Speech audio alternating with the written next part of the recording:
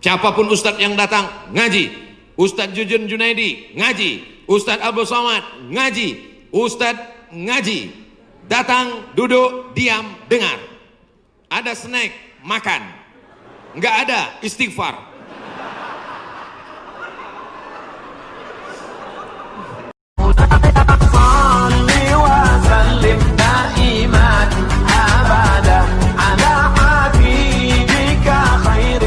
Oke, nah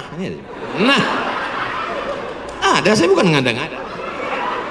Bagaimana caranya bisa membubarkan tempat hiburan malam? Karena saya yakin di tempat seperti ini adalah pusatnya maksiat. Semua hiburan malam mesti ada izin dari Majelis Ulama Indonesia, tokoh adat, tokoh masyarakat, dan disetujui oleh Polsek. Setuju? Jadi siapa yang mau buat hiburan malam nikah anaknya, dia ngurus surat 3. Pertama, rekom dari MUI. Pak Ketua MUI kecamatan, ya nanti malam mau pesta anak saya. Kata MUI, apa hiburannya? Ada keyboard tunggal. Lagunya apa? Ini lagunya. Ini pulang-pulang berbadan 2. Jangan. Terobah sama selawat. Setelah MUI setuju, datang ke tokoh adat Sunda. Ini Pak tokoh adat, apa lagunya? Ini lagu ya, buat satu lagu adat yang mengingatkan supaya kita tetap menjaga adat sopan santun. Oke, tambah lagu religi satu, lagu adat. Datang ke Polsek, Pak Polsek, oke setuju, jam 10 tutup. Bisa apa nggak bisa? Bisa. Jangan suruh saya datang ceramah ke situ, nanti mereka sudah mabuk baru datang saya assalamualaikum. Nggak bisa. Ini amar ma'ruf nahi mungkar ini bukan cuma tugas ustadz, tapi tugas kita bersama. Di masjid ustadz menyampaikan ceramah, bapak ibu memfasilitasi, anaknya nikah, perbuatannya baik, sakral, menghalalkan yang haram, tapi dalam itu dia sudah melakukan perbuatan haram, menyediakan narkoba, menyediakan pesta sampai malam. Insya Allah kalau sepakat yang 3, polisi, tokoh agama, tokoh adat, DPR tingkat kabupaten provinsi, peraturan daerah, pesta keramaian hanya boleh sampai jam 9 malam. Lewat dari itu pengawasan polisi boleh menangkap. Bisa atau tidak bisa? Bisa. Makanya kita harus berjamaah menangkal ini semua. Insya Allah kalau sudah orang-orang masjid duduk memilih wakil-wakil rakyat yang juga peduli, maka akan terwujud negeri kita tetap menjadi baldatun thayyibatun wa rabbun ghafur. Makanya sebarkan pengajian. Siapapun ustadz yang datang ngaji, Ustadz Jujun Junaidi ngaji, Ustadz Abdul Somad ngaji, Ustadz ngaji, datang, duduk, diam, dengar. Ada snack, makan. Nggak ada, istighfar.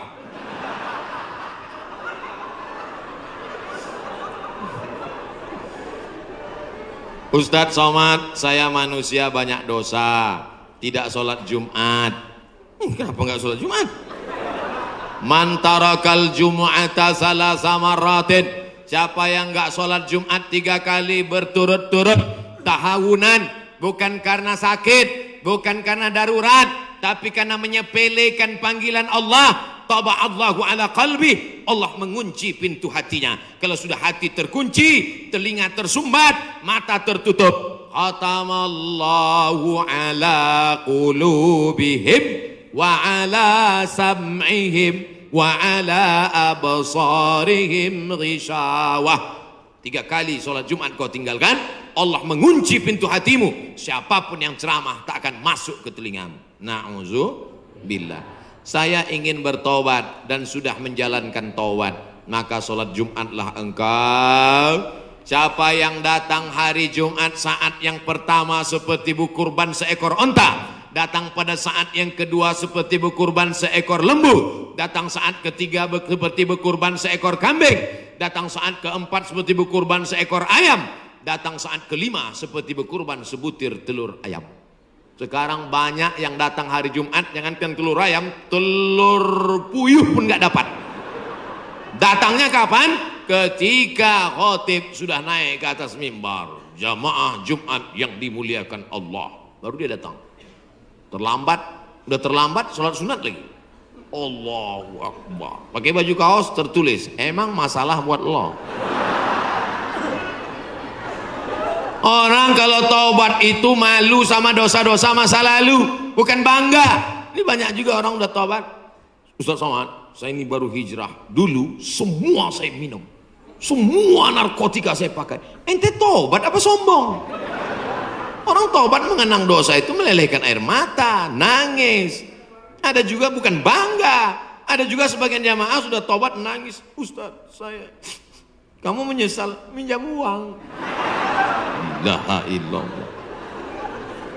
Kenapa hati ini masih keras Ustaz? Belum bisa nangis di saat tahajud Ustaz. Datang seorang bertanya kepada Nabi an qaswatil qalbi. Hatinya keras. Apa kata Nabi? At'imil masakin wamsah ra'sal yatim. Kalau mau melembutkan hati, kasih makan fakir miskin, usap kepala anak yatim. Siap? Ngaji jangan ditunda-tunda. Pulang dari sini langsung mampir ke rumah makan, beli nasi bungkus, bawa ke panti jompo. Anak mereka sudah meninggal, hidup sebatang kara, belikan kain sarung, langsung datang. Assalamualaikum Bapak Ketua Panti Jompo. Waalaikumsalam. Berapa semua orang jompo di sini? Ada 100 orang. Saya mau makan siang sama mereka. Semuanya 2 orang aja. Kebetulan bawa nasinya cuma 2 kan. Melihat mereka nanti menyuap, menggeletar tangannya memasukkan nasi yang kau masukkan, maka disitulah hatimu akan lunak. Pergi ke rumah anak yatim, tanya anak yatim sudah berapa bulan gak bayar uang sekolah. Lihat bajunya, dijahit sobek, dijahit sobek, rupanya kain sudah lapuk. Kain kelas 1 dipakai kelas 6. Belikan bajunya, senangkan hatinya. Nabi yang mengasih resep ini, an qaswatil qalbi. Azab yang paling hebat bukan miskin, azab yang paling dahsyat bukan susah. Azab di atas azab adalah hati yang keras. Wa inna minal hijarati lama yatafajjaru minhul alhar. Ada batu keras tapi masih bisa mengalirkan air. Wa inna minha lama yahbitu min khasyatillah. Ada batu yang keras tapi hancur berkeping ketika takut kepada Allah. Di atas bukit Tursina, saya ketika naik ke atas bukit Tursina di Mesir, tempat Nabi Musa menerima wahyu, itu nampak batu-batu hancur. Kata imam masjid yang ada di atas, inilah batu yang hancur saat takut kepada Allah SWT. Tapi kalau sudah hati menjadi keras, maka tak akan meleleh apa-apa. Kalau ada orang tidak meleleh apa-apa, pelit, medit, bakhil, itu salah satu ciri hati yang keras. Lunakkan hati dengan banyak bersedekah. Saya kalau ikut pengajian, telinga saya tahan. Kalau ikut sholat malam, mata saya tahan. Kalau datang ke masjid, kaki saya tahan. Tapi kalau sudah keluar duit, dompet saya nggak tahan. Banyak orang ketika keluar, alhamdulillah masjid ini adalah wakaf orang-orang baik di Panyawangan, di Jawa Barat. Ternyata orang-orang Sunda, orang-orang Jawa Barat ini berwakafnya tidak tanggung-tanggung, langsung satu masjid. Mudah-mudahan akan banyak wakaf-wakaf yang lain insyaallah. Amin. Sekarang banyak juga orang berwakaf. Ustaz Somad, itu tanah saya wakafkan. Mantap. Begitu diurus di Badan Pertahanan Nasional, rupanya suratnya 5. Kenapa kau wakafkan tanah bermasalah? Karena bermasalah, itulah saya wakafkan Ustaz. Nauzubillah. Kalau hatimu masih keras juga, hadirlah di tempat penguburan jenazah. Berdirilah di tepi kubur tempat jenazah. Kubur, suruh kawan satu nyenggol dari belakang. Masuk kau ke dalam, kau sambut jenazahnya, kau pegang masuk ke lubang, terasa dingin dari bawah, sadarlah bahwa kau juga akan mati masuk ke dalam. Rumahmu yang besar tinggal, istrimu akan nikah dengan brownies. Mobilmu yang mewah akan dijual, suratnya akan berganti di kantor Samsat. Tanahmu akan diganti akte notaris. Kau hanya akan membawa 2-3 helai kain kafan, digulung macam dodol Garut. Apa yang kau bawa mati menghadap Allah SWT? Ada orang Islam mati bawa seragam? Ada. Tadi saya baru dikasih jaket kulit, sayang sekali. Tapi jaket itu pun tinggal kalau kau mati, Abdul Somad. Kenapa nggak dipakai sekarang? Panas. Apa yang kau bawa mati? Kalau pernah kau usap kepala anak yatim, Kalau pernah kau infak sedekah untuk masjid, itulah yang akan kekal abadi. Yang mewakafkan tanah ini sudah meninggal, tapi terang kuburnya, lapang makamnya insyaallah. Amin. Pikirkan, orang yang cerdas bukan yang IP-nya 4, orang yang cerdas bukan otaknya hebat. Al-Kayyis, orang yang cerdas, mandana nafsahu, mampu menekan hawa nafsunya, wa amila lima ba'dal maut, dia beramal berpikir setelah mati. Ini banyak orang mikirnya setelah pensiun. Saya alhamdulillah Pak Ustaz udah siap nih setelah pensiun nanti. Memangnya yakin malaikat maut datang setelah pensiun? Banyak malaikat maut datang sebelum pensiun. Pikir baik-baik. Pikir itu pelita hati. Lama berpikir sakit hati.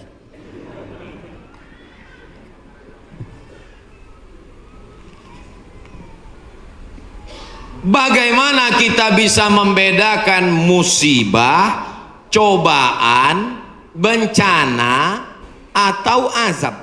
Seperti ujian dosen.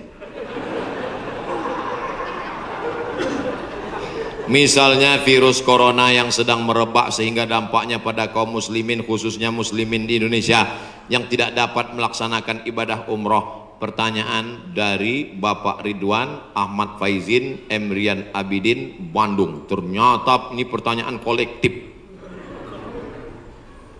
Misalnya saya demam, dari mana saya bisa membedakan demam saya itu menghapus dosa, atau demam laknat, atau demam ujian iman, atau demam itu dari mana saya bisa tahu? Oh, kalau demamnya cuman 36 derajat Celcius itu menghapus dosa. Kalau 40 derajat itu laknat. Kalau 100 derajat kebakaran. Di mana kita bisa tahu? Tidak ada yang bisa membedakannya kecuali introspeksi diri. Satu, la yusibul mu'min min nasabin wala wasabin wala saqamin wala syaukin yastakuha.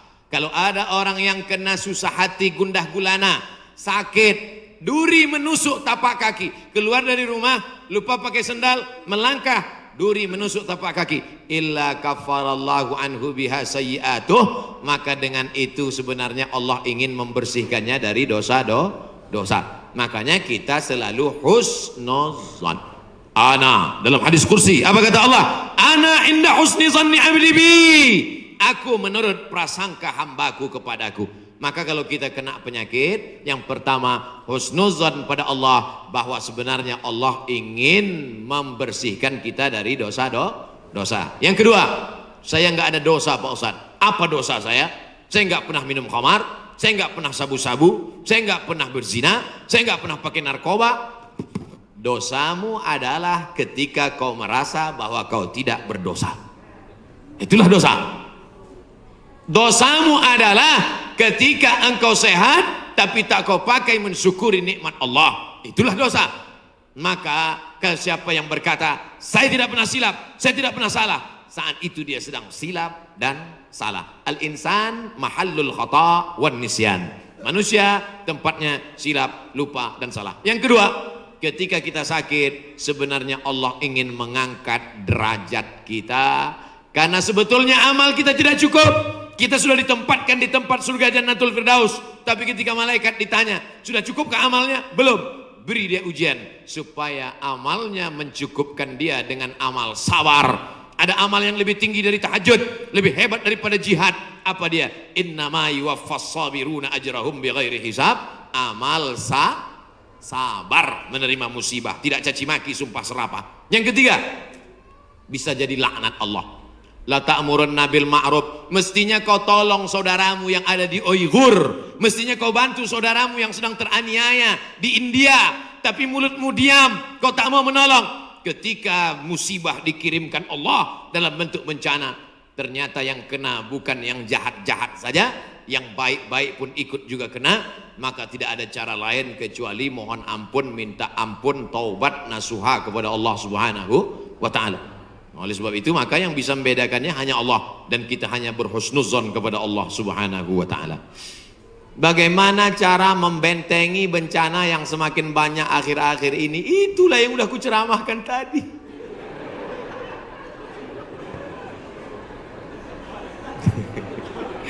Itulah yang udah kita bicarakan selama 1 jam 15 menit tadi, brother.